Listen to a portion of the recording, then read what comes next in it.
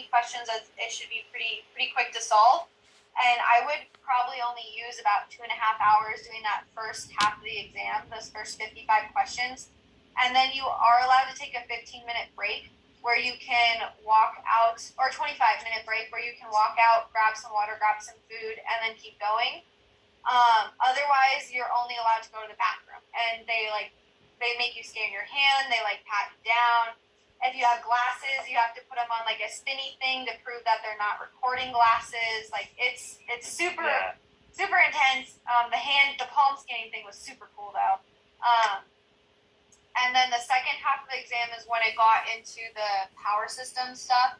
I unfortunately got, since it's you can have a range of questions within a range of different things, the amount you get differs, and so I got probably the least amount of power questions possible, which is where I'm the strongest, and the most amount of digital and software engineering questions that I could have possibly gotten.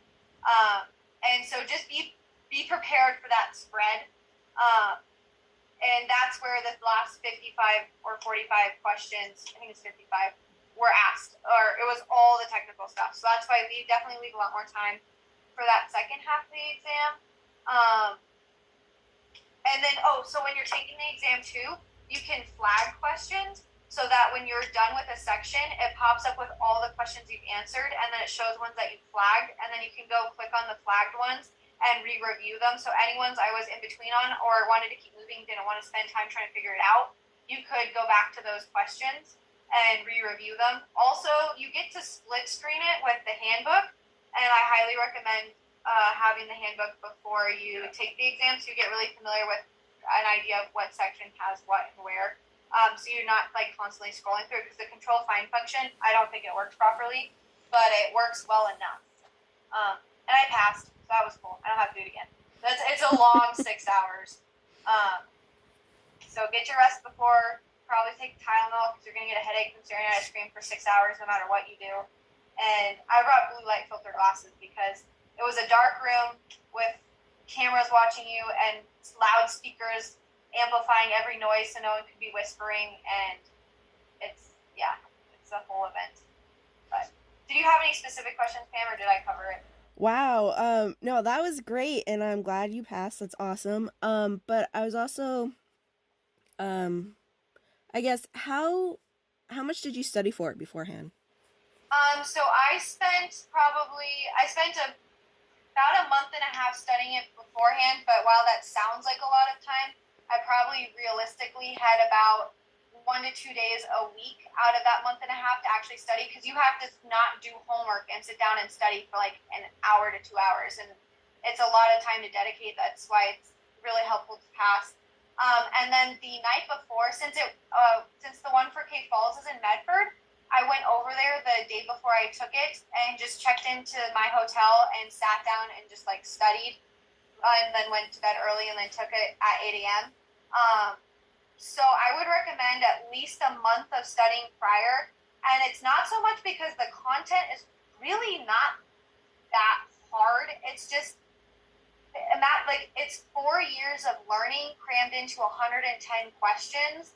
And they're going to ask you questions about circuits 2 that you haven't needed to find the current happening for nodal analysis in 4 years. And so you're but once you do, if you study for it, those don't trip you up, and you can really quickly answer it. Because I think that's the main thing I realized from studying is I was so far not used to doing those more simpler calculations and being given that kind of information and solving for larger things within full-on power systems or giant circuit analysis, that when they ask you the current happening across some random transistor of a PNP junction, then it just it throws you off a little bit because you haven't had to do that in a really long time.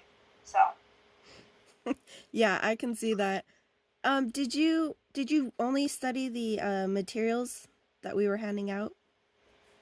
yes, yeah. So the bluish black book that you should have, I Mm-hmm. studied through all 17 chapters of that, skipping ones that I felt really strongly in, like power. I completely skipped that entire chapter.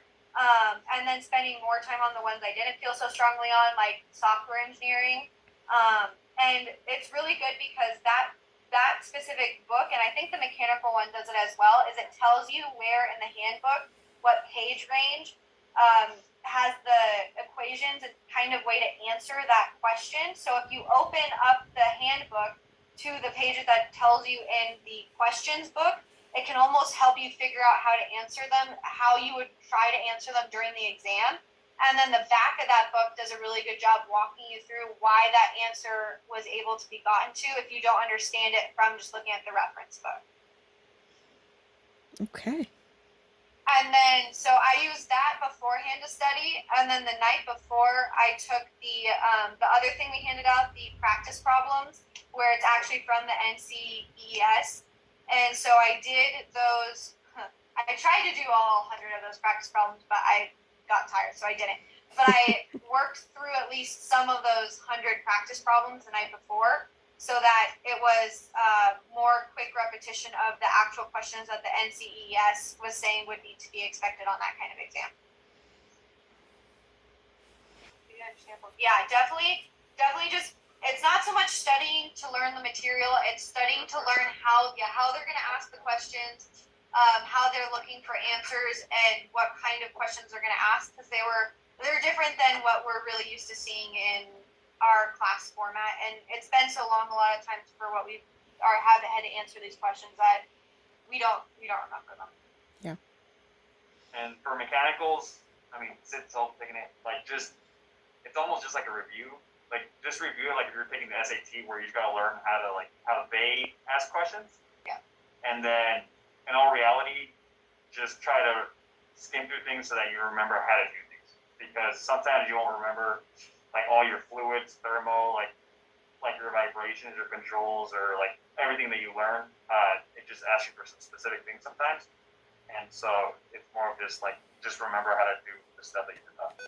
Oh yeah, and Pam, in the book that we got for electrical, at the beginning of each chapter, it tells you whether that chapter will be weighted heavily, like in what range that chapter will be weighted, how many questions you could potentially receive, and that kind of information. Pay attention to that because like some chapters you can only expect to receive 1 to 5 answers or questions, and it's weighted lightly. And some chapters you can expect to see 4 to 6 questions, and it'll be weighted super heavily. So even though it's not a lot of questions, when they go to process if you pass or fail, they'll look at those questions, your answers to those questions heavier. So that's definitely something to pay attention to. I've heard it from several students on my campus are like, I don't have time until I graduate, and then they want to do it in the summer. So trick thing too though, if you are waiting to take the exam during the summer, the people who take the exam when you take the exam does influence the grading because it's not percentage based. It's percentage based off everyone who's taking the exam at that time. So it's easier to pass the exam if you take it not when everyone's taking it. So. And do you know right away if you pass or? They told me 7 to 10 business days. I took it on a Saturday and I had my answers by Wednesday. So I had my result by Wednesday. So, and it's just an email and you click on the link, and when the link loads, it just says passed. And if you fail it, I think it says fail, and then there's something else to it too, but if you fail, they tell you your score, don't they?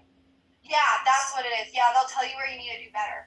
But if you pass, they don't tell you like where you did in which sections, which kind of sucks because I wanted to know if I actually got some questions right on this different sections. But yeah, if you fail, they do give you a diagnostic.